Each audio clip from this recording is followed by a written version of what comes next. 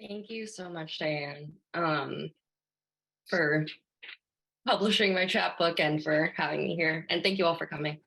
So I'm going to read some poems from the beginning of the chapbook, and then I'll read some newer stuff. So this first one is called Endling. Dark is a bathroom I go home to. I spend lots of time in bathrooms, chasing thoughts with my tongue. It bends, makes a ring. In life, there are many things. When I eat birds, I spit them out. Bees, I swallow. These are the rules. The sun is zero, the moon a smaller zero. Facts I memorize the sound of, like a song with no words. During recess, I hum. I sit on the bench. I don't know how to play. I sit on one end and then I slide to the other. In the cafeteria, I eat oranges and their juice spurts like boys. That is what hands are for, wiping mouths. I want to sing. I want to break something, but I think that is a wrong thing to want.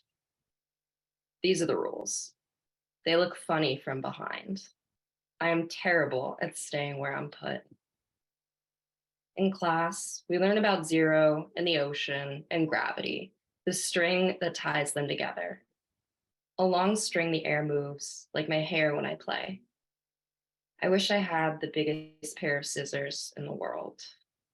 I have so many questions, but I don't know how to catch them. I have this body, residue, and I don't know what left it.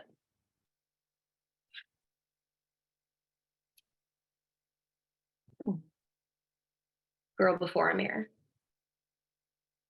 A sphinx is a woman made of parts that are not woman. Lion heart, wings for skin, scales falling from the spine in city ruins. Bomb leveled. Maybe that's the crossroads riddle.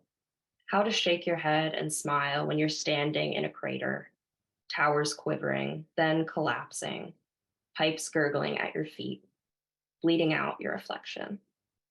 These things do have a way of getting under the skin, making the blood whir.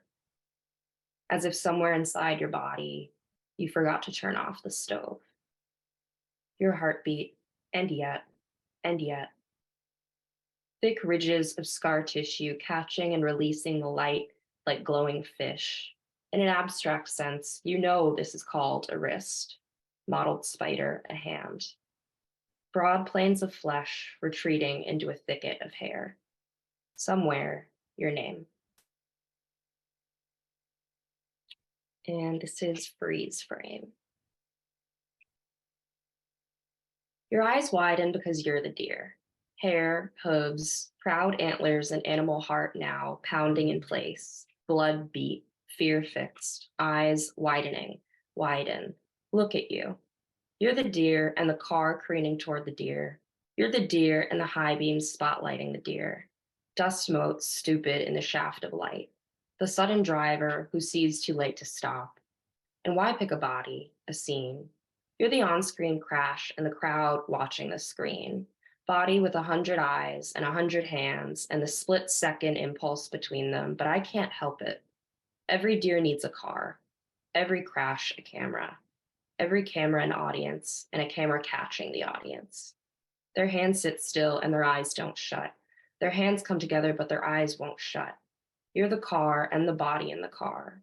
The road and the body in the car on the road, fading to black in both directions before the careening beam of light cuts you in half, catches animals as if with a trap, a steel jaw clamped around your own cloven foot, your eyes straining for a way out of the road, out of the body on the screen we watch in the dark, holding our eyes in our hands, insatiable, sick with fear and fake butter.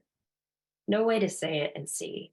No way to say it and still mean it a moment later, a mile away, a degree removed. What can I tell you? Arms wide as they'll go, eyes widening still. My body, a body I see from my seat. My body, a body I leave on the road. So those are all from the beginning of the chapbook. I wanted to read some newer stuff as well.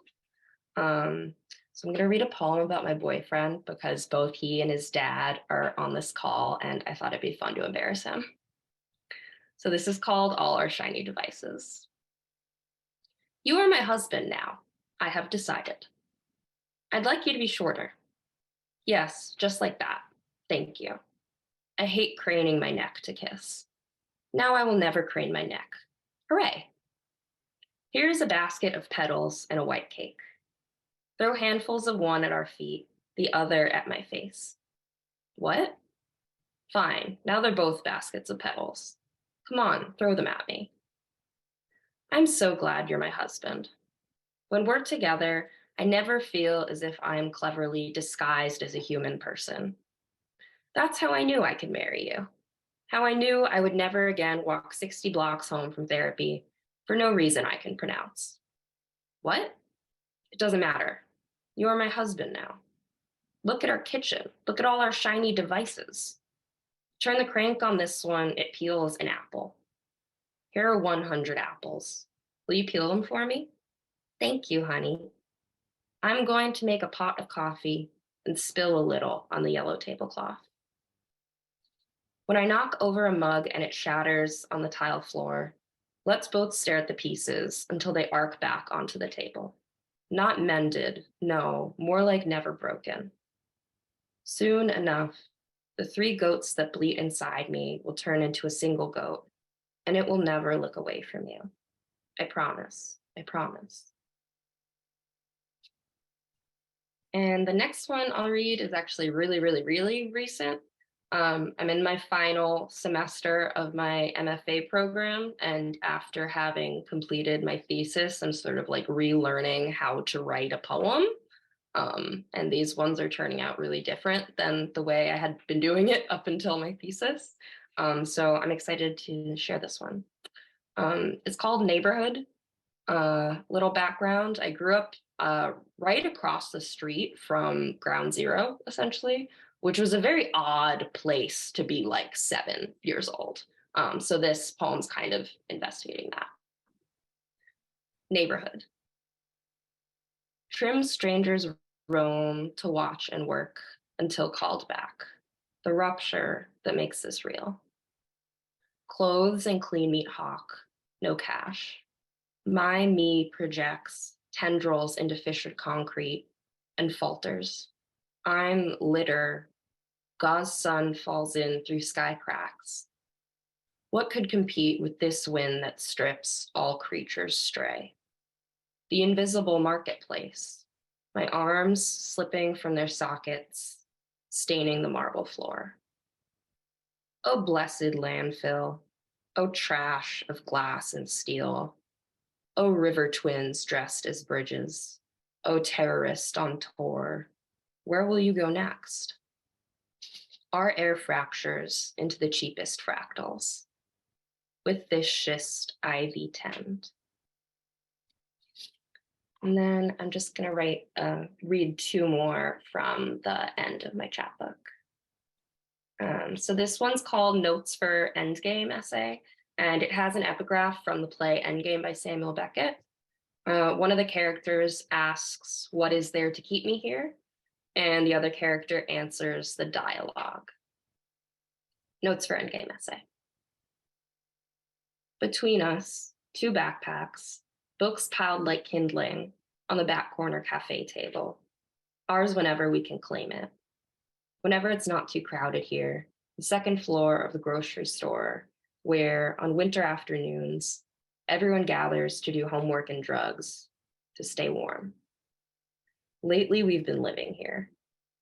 Lately, all my English essays have led me to the same conclusion, kind of silence that has nothing to do with the frozen Hudson, or forgetting, or family dinners we won't go home for, a kind of silence it takes so many tries to get to. Weeks of class, a lot of really bad poems, albums you'll always associate with the R train, morning commute, and I'll always associate with winter afternoons. A gulp black coffee, you buy an entire rotisserie chicken for dinner, and between us, 2 backpacks, the essay I won't finish, the air your voice swims through. What do we know except the snow piling up on the sidewalks has fallen over so many other islands? What the fuck do we know except we read this book and liked it? And this will be my last one. Thank you all again so much for coming, and thank you, Diane, for having me. Shahrazad. Comes wave after wave after wave, the derivative and harvest, the myrtle tops of sandstorms and milk glasses, apple, horse, and song, list, listen, light leaks from the spaces between the bubbles, call it foam. Tender pocket of yes, yes, yes, call it flesh. Eat tonight and you'll still have to eat tomorrow. Eat tonight and it still won't be over. Eat tonight. Peaches bloom even in the dark, as wet as a girl. Hands and feet, horse and song. The same hole bandaged over and over. Not a wound, but its absence. A sum of histories. The nights colliding like marbles. And if there is an end, then it's too dark to see. If there is an end, it's too bright to see. Hands folding, unfolding. And you, Shahrazad, milky goddess of recursion, best DJ in the city, you spin records, spin heads, cross legs, and cross deserts, and always pause just moments before he